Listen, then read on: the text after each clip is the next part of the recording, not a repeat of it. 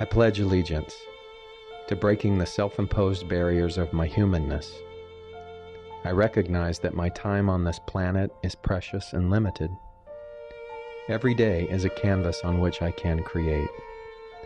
Every day is an opportunity for me to move in the direction of the dreams and the expanded vision I feel inside. By setting aside petty grievances, past mistakes, righteous anger, and my broken story, I pledge to move forward and embrace the experience of freedom right here and right now.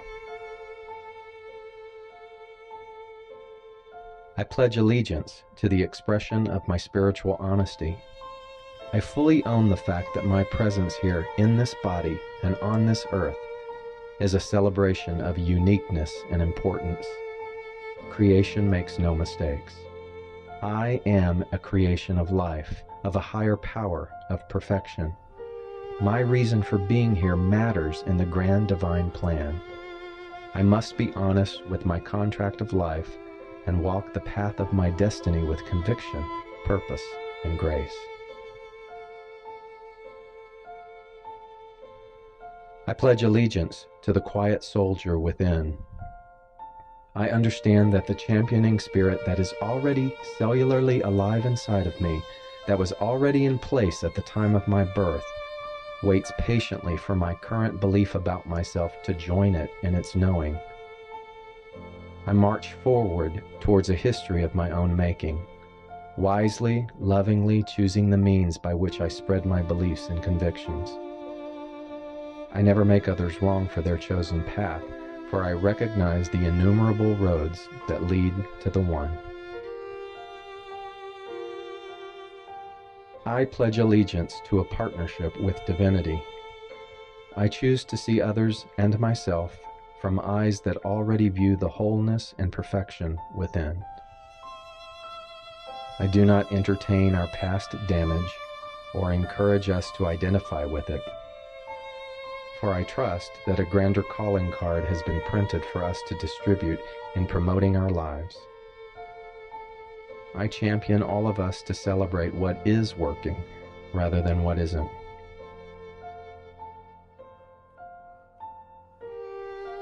I pledge allegiance to wise discernment, knowing when to speak and when to remain quiet, knowing when to comfort and when to leave alone, knowing when to intervene and when to avoid rescuing and interfering.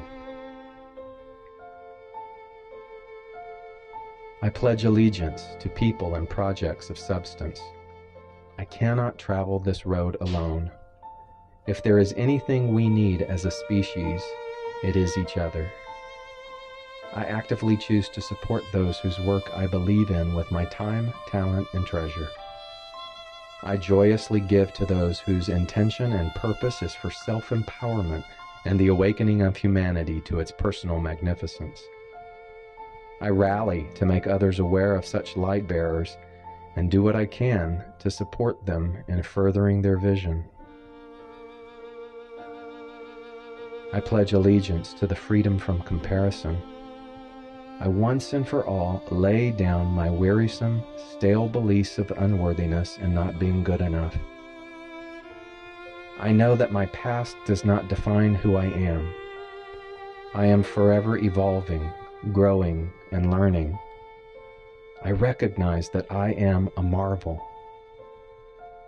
I now choose opportunities to let my voice be heard, to let my light shatter the darkness of futility so that every personal dream is explored. I pledge allegiance in knowing that things are not always as they seem. Just because something can't be seen with the physical eye or rationalized by our current mode of understanding does not negate its existence. Understanding the difference between reality and illusion, I move into a fuller acceptance of the non-physical, the mystical, intuitive, soul aspect of living that expands my consciousness and deepens my days. I pledge allegiance to actions that fulfill the greatest good for all. By becoming a gatekeeper of compassion, tolerance, and love, I move into a fuller conviction of pure intent with regard to the words that I speak and the choices that I make. I pursue a win-win in all activities of life. I pledge allegiance to those who have gone before me, the ancestral lineage whose courage, sacrifice, and conviction still live in my bones. I honor the privileges given to me today because of the sweat from their pioneering efforts and the fortitude of their convictions. I give thanks for my responsibility in creating the same for future generations. I pledge allegiance to a love that has no agenda. I no longer choose to give for what I might get, to manipulate in order to control, to abandon before I can be abandoned, to tolerate because there are seemingly no other options. I choose to love as a way of being. I am content in my choice whether outside circumstances respond or not. In being love, I create fulfillment above and beyond what the human condition can provide. I pledge allegiance to the sacredness of laughter, knowing that the greatest healing force that exists reverberates from the vibration of this holy and irreplaceable gift. I allow humor, joy, and eruptions of laughter to make their home in my heart.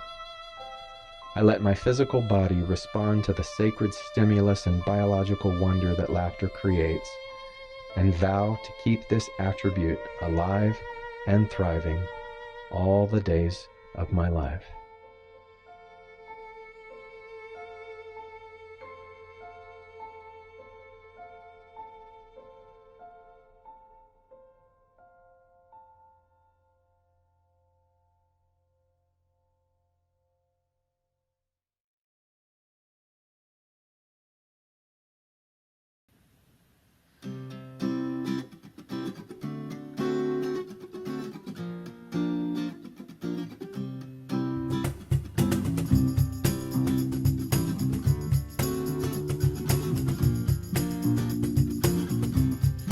I'm in the right place at the right time.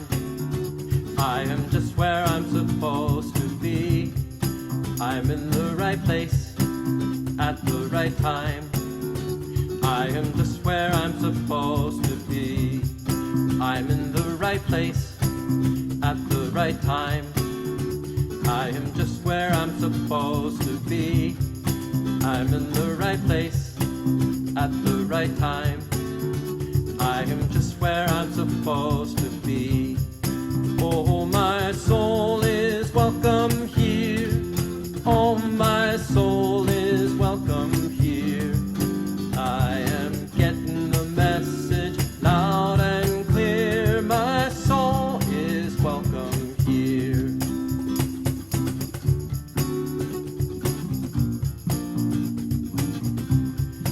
I'm in the right place at the right time. I am just what I'm supposed to be. I'm in the right place at the right time. I am just what I'm supposed to be. Oh, my soul is welcome here. Oh, my soul is welcome here.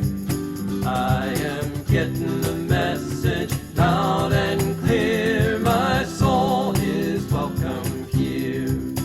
Oh, my soul is welcome here. Oh, my soul is welcome here. I am getting the message loud and clear. My soul is welcome here.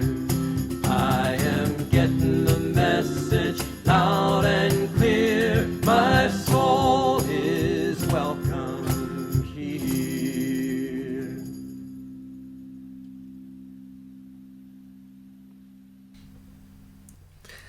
Hello and welcome to the Center for Spiritual Living virtual service. I am Edward Fulyun and it's a pleasure to welcome you to our service. It's July and centers for spiritual living all over our nation are likely talking about freedom. Our teaching, The Science of Mind, is very clear that the birthright of every being, for every soul, is freedom. And that the freedom that any one of us enjoys must be available to everyone, regardless of race, sexual orientation, culture, gender identity, age, or any of the ways that we show up differently in this world. Even so, even though freedom we hold to be a birthright for every being, there may very well be social, economic, cultural, political, religious, or even personal blocks to a person experiencing that freedom. So then, for those of us who have freedom, the invitation can be to share it, to ensure that others may have it, and to speak for it, and to be a living example of it, of freedom for all. Our founder, Dr. Ernest Holmes, when talking about freedom, made the distinction between liberty and license. In other words, he was guiding us to use our freedom responsibly. As Paul's first letter to the Corinthians states, all things may be possible, but not all things are beneficial. This is a reminder to me that, yes, I may be free to think and speak in any way I like. However, just because something is possible does not necessarily mean that it's a good choice for building a life of meaning and connection and worth.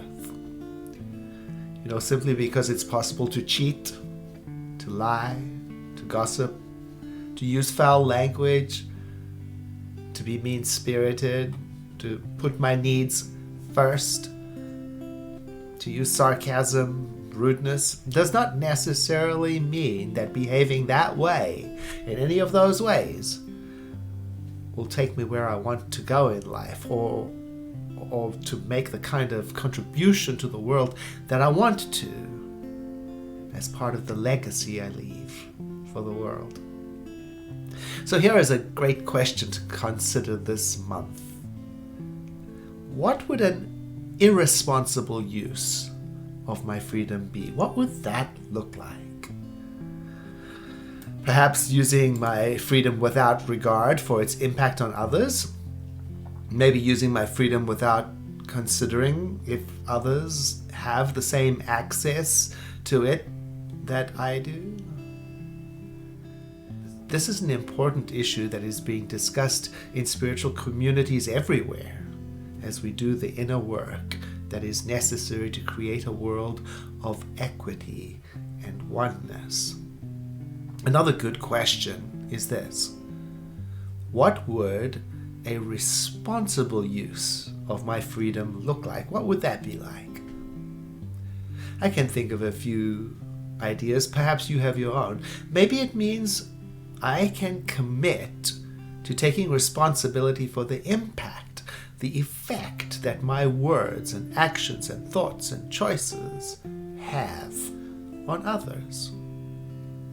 Now, if you would like to know more about the Center for Spiritual Living Santa Rosa, please do visit our newly designed and easy to navigate website, where there is all kinds of information about how we can stay together during this pandemic. I'll tell you a little humorous detail. We had a virtual social hall meeting recently. That's where we gather in groups, just like we would if we were at the center, to chat and catch up. And I gave a little walkthrough, a demonstration of our newly designed website. I was using Zoom at the time, just like we are right now. And as I showed this feature or that feature, I heard people in the group saying, "Ooh, oh, really?" And that's great, that's nice. But it also let me know that there are many people in our spiritual community who have not yet taken advantage of everything that is there. It is the number one stop for all of our connections, all of our information, everything about what's happening in your spiritual community. Now you know where it is by now. Why don't you just go ahead and say the address with me right now. www.cslsr.org. Oh, and also many of you will know that we have a radio show, Spiritual Living with Edward Fillion, and it's on KSRO, AM radio 1350, 8:30 a.m. on Sunday mornings. And for years now, Peter Stickney, one of our practitioners, is the person behind the scenes who has tirelessly made that happen. So thank you, Peter, for your service. And Peter has also let us know that he intends to hand that project over to someone else now, or maybe even a team of someone else's. So if you are comfortable with basic edits to sound files and you'd like to know more about this volunteer project, contact me. My email address is my first name dot my last name at cslsr.org, edward.fillion@cslsr.org. Contact me and I'll tell you more about the project. And again, thank you, Peter, for helping us carry our message of Science of Mind to the world through radio and podcasting beyond our community. I appreciate you. And now it is time for us to turn within. I know that somewhere between the music and the meditation and the prayer and the message is exactly what your heart is seeking for the next step of your spiritual journey. So I invite you to take a deep breath in with me. And as you exhale, won't you know with me that you are welcome here.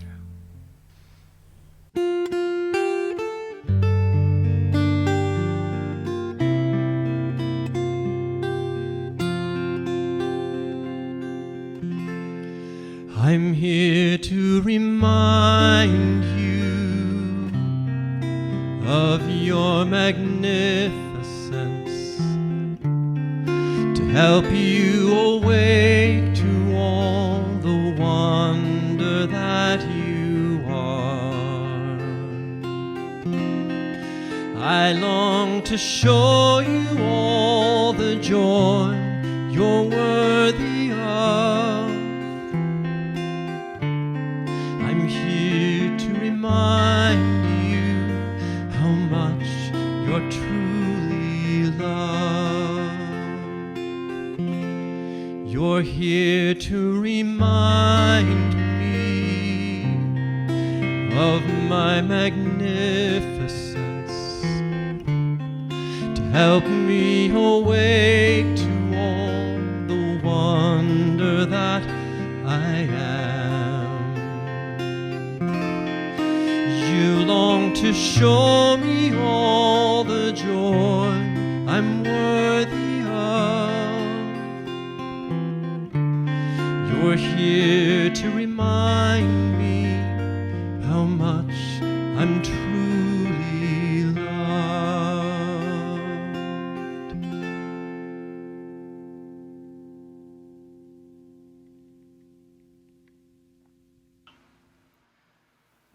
So settling into a moment of prayer,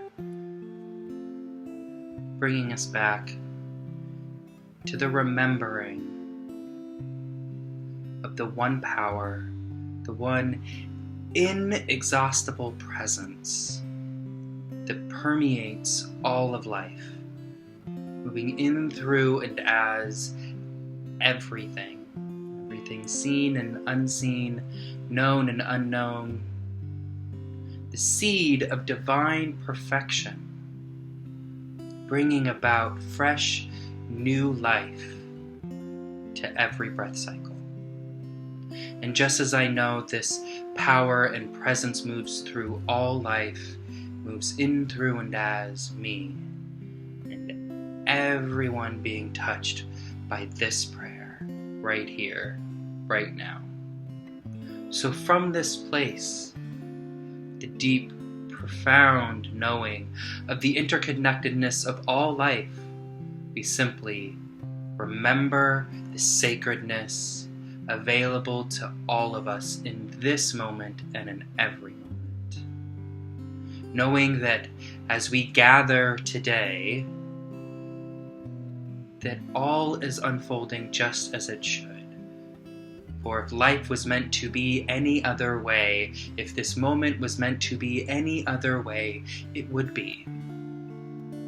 So I claim for each and every one of us a greater receptivity, a greater opening to the sense of community and the wisdom shared between us today.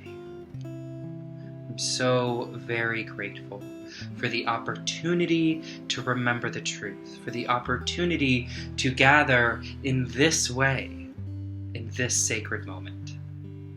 So with nothing left to do, nothing left to effort, nothing left to control, we simply allow this shared time to be everything that it is.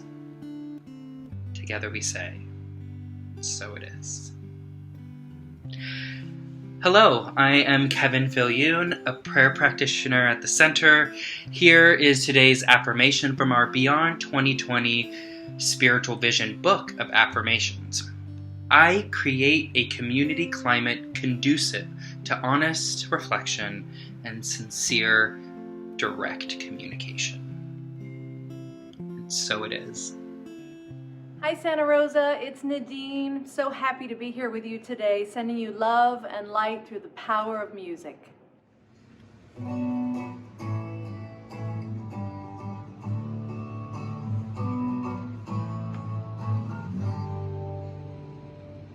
We're on a wheel, spinning through the cosmos. All the love we feel spins away the fear. Walking up the ladder, emanating power. Blessed Holy Spirit, guide us on our way. For we are courage and we are freedom for all the people. As we lighten up the world, yes, we are masters and we are heroes for all the kingdoms.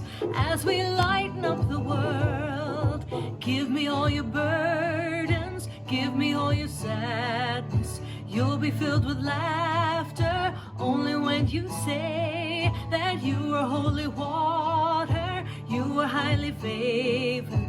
Blessing all the mountains, valleys, hills, and plains. For we are courage and we are freedom for all the people. As we lighten up the world, yes, we are masters and we are heroes for all the kingdoms. As we lighten up the world, as we lighten up, go on and show the love's the way. As we lighten up, have faith in every word you say. As we lighten up, give up the stories that we made. As we lighten up, go on and light the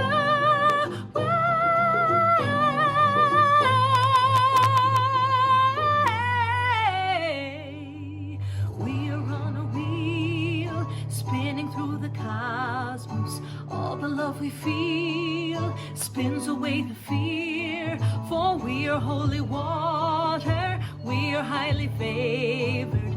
Blessing all the mountains, valleys, hills, and plains. For we are courage and we are freedom for all the people.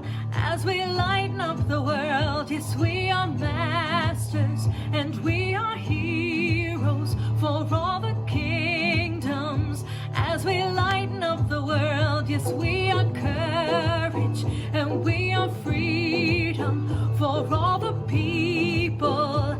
As we lighten up the world, yes, we are masters and we are heroes for all the kingdoms. As we lighten up the world.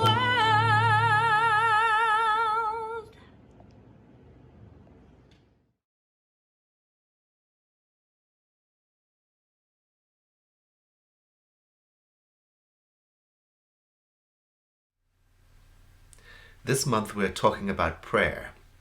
In my opinion, it's an important subject to add to the conversation that is taking place the world over.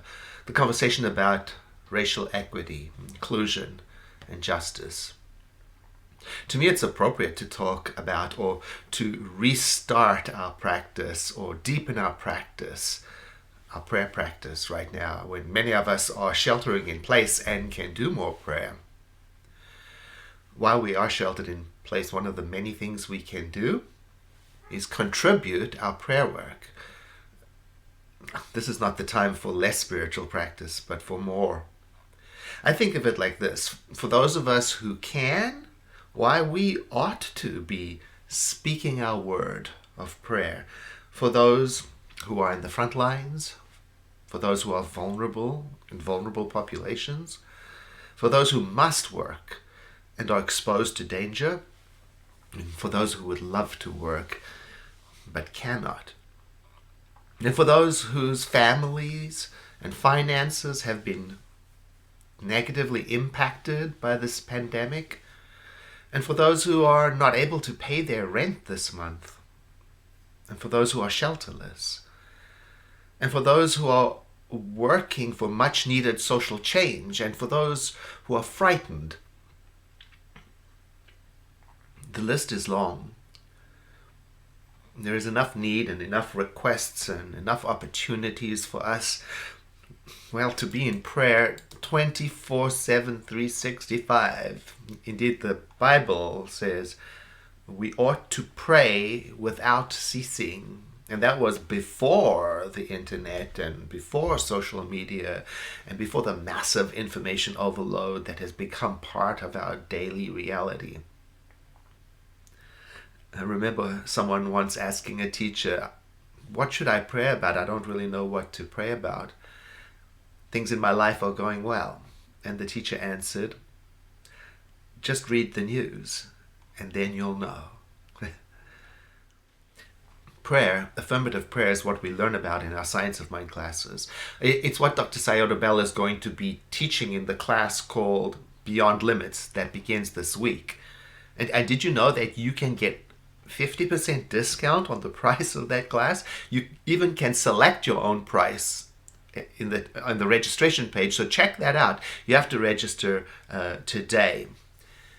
And even if you have taken the class before, if you're sheltering in place and you feel the call to pray on behalf of our world, this class is a great context, a great environment to support you in making a regular practice and deepening.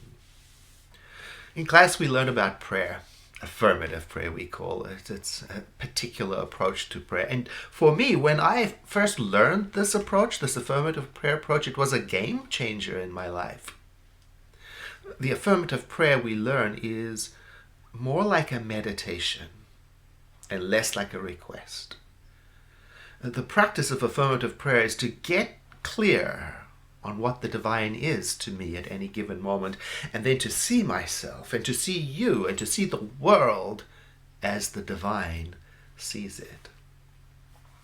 And once a person learns this affirmative prayer process, it becomes a way of life. Now, every time something shows up in my life, every time someone shows up in my life, some disturbance, even some joy in my neighborhood, anywhere, what am I going to do?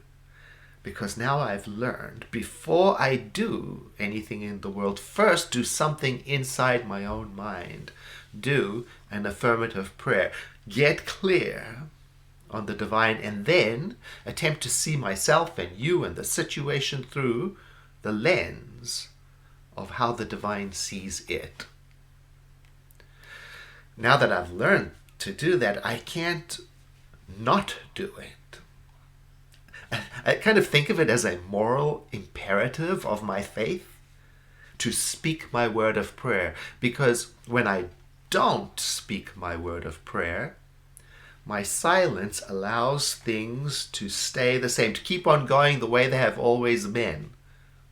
When I'm silent in my prayer, and what I mean by that is I don't do my prayer, well, then I don't have to face the question of how does the divine see this. I can stay in my opinion. I can stay in my politics. I can stay in my conditioning. I can disconnect myself from the spiritual understanding of oneness. I don't have to deal with this idea of we are connected and I am you and you are me.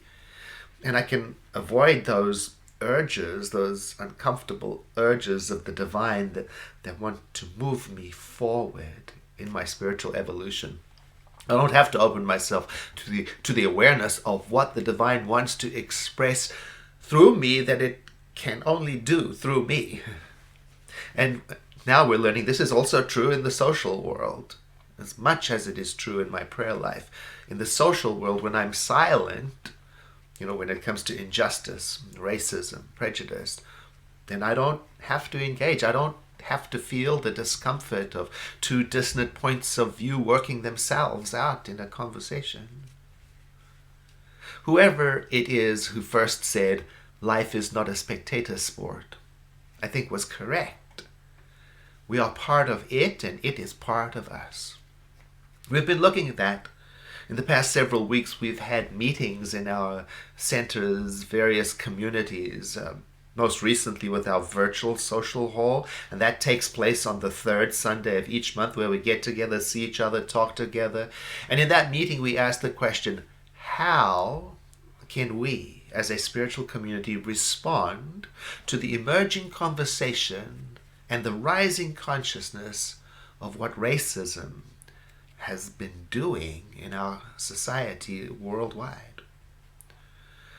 Because we are part of the society and it is part of us. So let's dive in. Let's look. And as you can imagine, one of the frequent responses is, we could pray.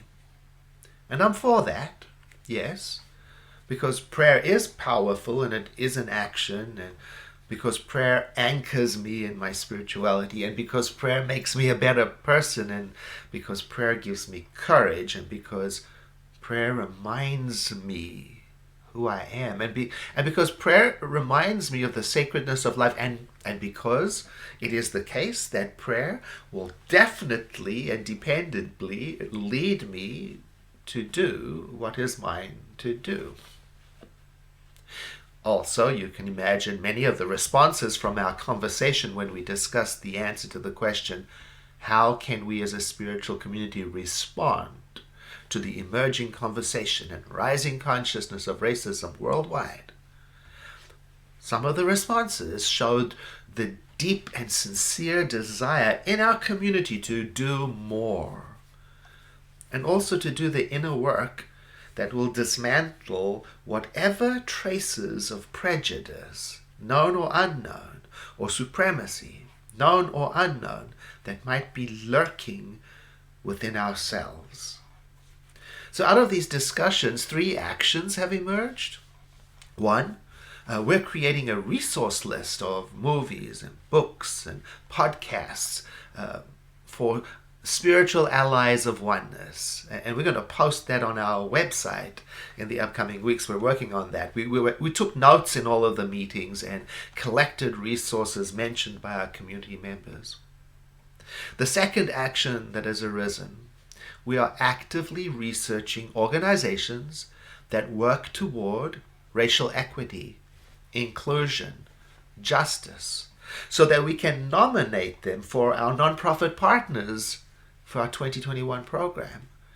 And there will be an online nomination form made available in the upcoming weeks so that you, members of our community, can participate also in nominating organizations for our nonprofit partner program. The third action that has arisen is that we are hosting a community-wide book study using Me and White Supremacy by Layla Said. Now, the details for that book study will be published on our website shortly too. So stay in contact with our website. That's where it's all happening and where you can find out how you can be part of the emerging conversation. Now, these 3 actions I mentioned, they can, all of them, importantly, also be supported in prayer by you and by me. So let me get back to the topic for today. The question is, what is prayer? It's helpful, I think, for a person to go back to what did I learn as a child about prayer? Now, I've done that, and much of what I learned about prayer as a child was not helpful. One of the first bold impressions I have from growing up, what I learned about prayer was that it was an instrument, a means to an end. Prayer is something you did to get something done, which I admit is still an attractive concept. I mean, who doesn't want to get a few things done, handled? And I have handled some important things in my life through prayer. I've got some stuff done because of affirmative prayer. The realization now, or I can even call it a problem, is that this idea of prayer being a means to an end, it's limited. It's one-dimensional because there is so much more to prayer. Yes, it's true, there's a creative component to prayer. Yes, prayer can change things. And, importantly, prayer can be prayed for the experience of praying itself. One of my favorite authors on prayer, Helene Schiarovino, wrote this: prayer should be cherished for its benefit at the very moment it is experienced, not for what it can do in the future. That's good. Let's do that again. Prayer should be cherished for its benefit at the very moment it is experienced, not for what it can do in the future. So then, when I'm praying my prayer, where is my mind? Is my mind on the future, or is it in the prayer?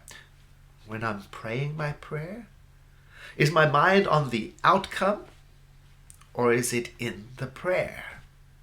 You see, this is a beautiful idea. If I can stay out of the future for a moment and be in the prayer, then my prayer becomes a way of coming into conscious contact, conscious awareness of the divine, with the divine. And I can be nourished by that and blessed by that. It's true, you and I are always in contact with the divine, and prayer makes that contact conscious, real, available. Sometimes I'm not available in life because I can be easily distracted, for example, by my cell phone. I could be in a conversation with someone I dearly love, and bing, the text alert goes off on my phone. And there goes my attention, whisked away from someone I adore, stolen away, stolen from a moment of cherished, close sharing. Bing! It wasn't until I experienced being on the other side of that kind of ever so slightly distractedness that I realized this is no way to treat the people I love. This is no way to treat anyone. This is no way to pray. Prayer is immersing myself undistractedly as I can in the presence of the beloved. No one else, nothing else, no other time, just the one, being with the spiritual love of my life, being with the lover of my soul, being with the source, being in the temple of the Most High. There is so much more to prayer than getting what I want. There is so much more to prayer than controlling conditions. There is so much more to prayer that can only be found in the act of prayer itself. When I give myself over as completely as I can to the act of prayer. I had to let go of some of the things I learned as a child about prayer. I had to let go of the idea that prayer is some kind of silver bullet that can magically solve all things. And maybe, but in reality, prayer is more about getting into sync with the divine and cooperating with that and working with that to allow it to make changes in ourselves and then through us in the world. I've had to learn patience with prayer because it doesn't always result in a sudden answer or a memo of bullet steps that I need to take. especially if what I'm praying about has been with me for a very long time, or if I'm praying about something that has been in the world for a very long time, or if I'm praying about something that has been hidden in society for a very long time. In that case, then, my prayer practice, well, it seems to me it's more like that idea you've heard before, the act of a sculptor chipping away at the marble to eventually reveal a statue. Yes, prayer is like art, creative. And prayer is like music, sometimes wordless. Prayer is like poetry, it's where you say things that ordinary language cannot. Prayer is like a secret conversation between besties. I love that phrase, a bestie. You know what a bestie is, right? A best friend. That's that person you can't do anything wrong in their eyes because they'll always love you. It's that person where, there isn't anything you can't tell them. You'll always be safe. You'll always be heard. And even if you withhold something important from them, it's likely they already knew. And then when you do confess that you withheld something, they forgive you. Because they want for you what you want for you. And they are so close that it doesn't matter how you show up. And you're so close that it doesn't matter if you use the right words. And you're so close that sometimes you complete each other's sentences. And you're so close that sometimes you wonder if you were together in a previous lifetime. Thinking of prayer then, it's like being with your bestie. And the very first step in affirmative prayer is to get myself mentally into the company of my bestie, my beloved, my spiritual lover, my source. To forget about the future for a moment. To set aside, everything for a moment. And to be present as much as I can be for the experience. Now, the next time we are together, we're going to examine what are some of the reasons we don't pray, to see if we can unpack that and understand it, and maybe move through it together into a regular practice of affirmative prayer. I invite you to take a breath in with me right now, and to exhale, letting your eyes close as we enter into a moment of spiritual practice together.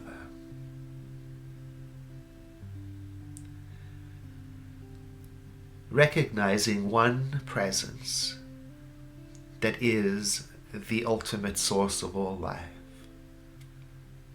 the love of the universe, the mind of creation, the spirit of all that is.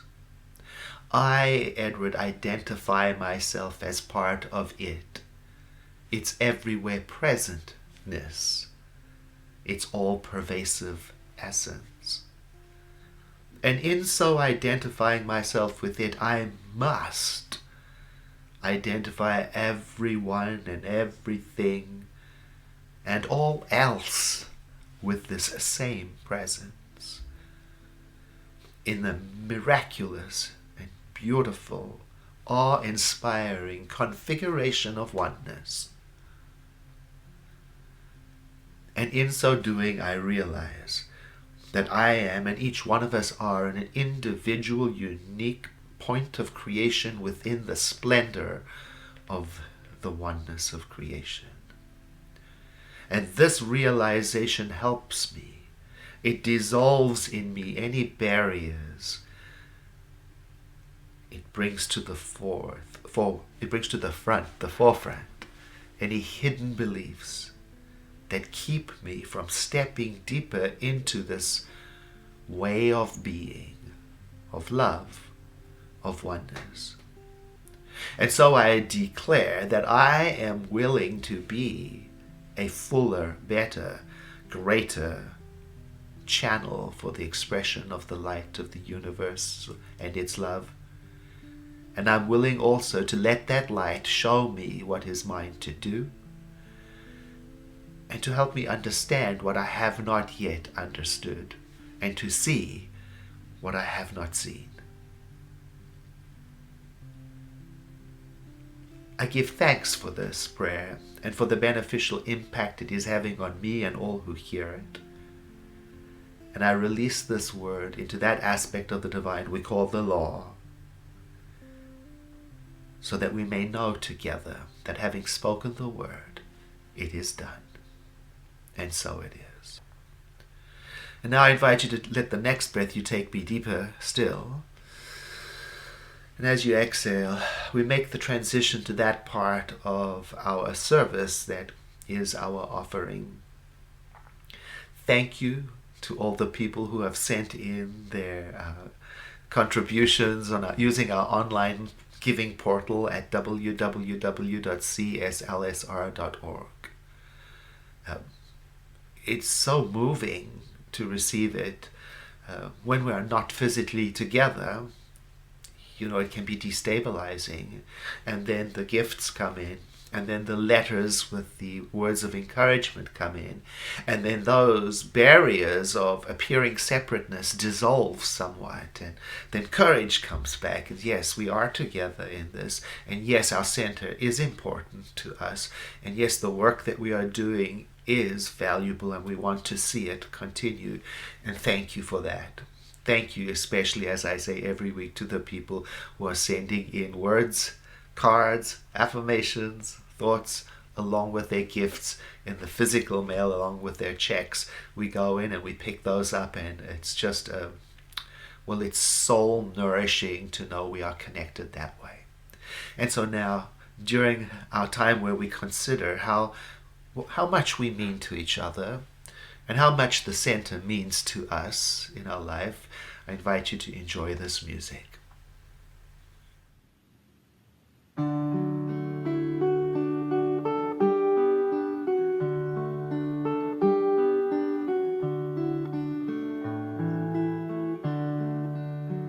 When I pray, I feel my heart go deeper, my heart go deeper into my God. When I pray, I feel my heart go deeper, my heart go deeper into my God.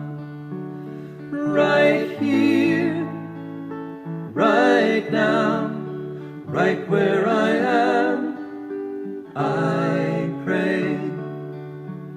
Right here, right now, right where I am, I pray.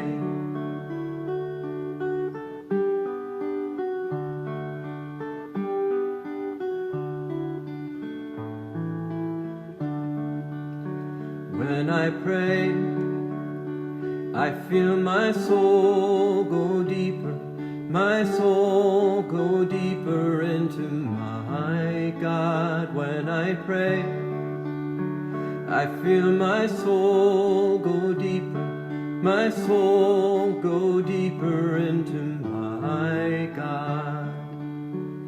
Right here, right now, right where I am, I pray. Right here, right now, right where I am, I pray.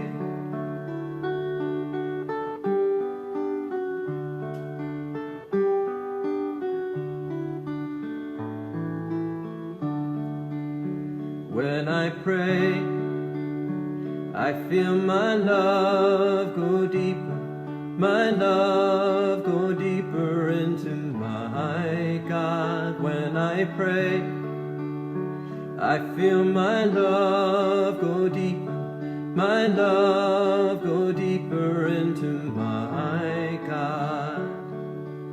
Right here, right now, right where I am, I pray.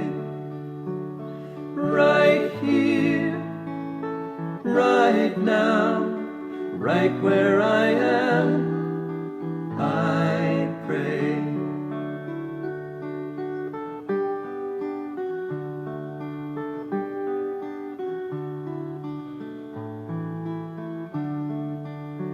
When I pray, I feel my heart go deeper, my heart go deeper into my God.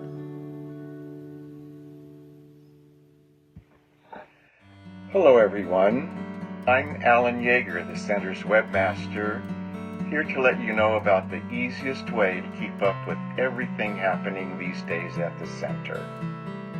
When you go to our website, cslsr.org, scroll down to the big yellow band across the middle of the home page called Sunday Links. From here, in just one click, you can go to Sunday service on Zoom, or Sunday service on Facebook, or one-on-one prayer with a practitioner after service, or to our Sunday bulletin. Don't miss the article in this week's bulletin about the reduced pricing for Beyond Limits, the class with Reverend Scioto Bell. You can receive up to 50% off the regular price. When you register, simply pick the price that works best for you. In the bulletin, you will also find a complete list of our weekly and monthly group meetings, along with the Zoom links to use for attending. Have a wonderful week ahead, and remember to look for the big yellow band across the middle of our home page.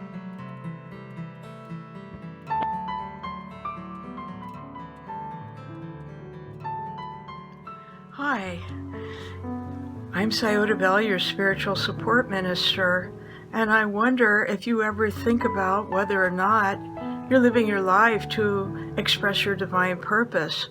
Or maybe you ask yourself, what the heck am I doing here? Our class, Beyond Limits, goes right to the heart of these matters. Each week, we have time for spiritual exercises, small group discussion, and meditation. That's how you'll discover how things really work, how to see yourself with new eyes, and how to activate greater oneness and wholeness in your life. This summer, we're able to offer this class at a special discount price. It runs for 10 weeks. Our enrollment closes on July 5th, and our first class is Thursday, July 9th. I hope you'll join me for Beyond Limits and make it a really great summer adventure.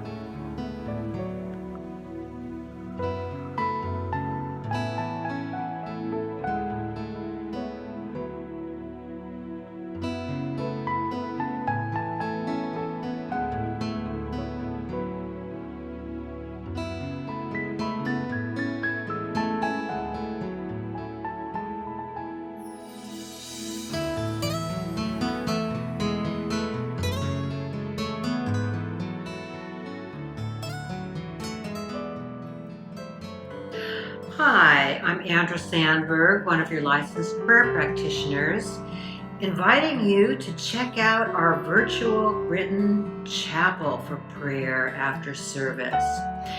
We have licensed prayer practitioners lined up and waiting for you, and it's an easy process to find us.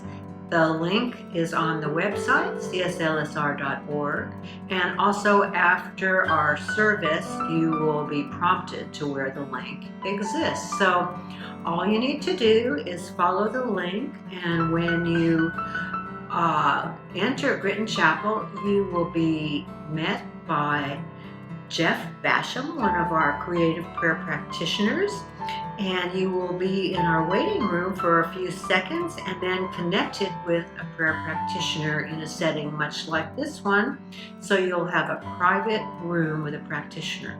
No masks are required, and your session will be in a place that is safe and comfortable and confidential. And during this time with your practitioner, you'll be able to talk about what's on your heart and receive a prayer for how to look at life, perhaps in different ways, and how to draw in the resources that are needed. So I hope you'll take up this invitation to join us in Grinton Chapel. It's a new experience for me as a practitioner in this virtual environment, but one that I'm finding that I'm enjoying more and more as clients tell me they feel very comfortable and supportive. There's no dress code or hair code requirement, and it's a very lovely way to have an intimate conversation and connection with a prayer practitioner for guidance in a time that we're experiencing separation. So thank you, and I look forward to seeing you in virtual Grinton Chapel. Blessed be.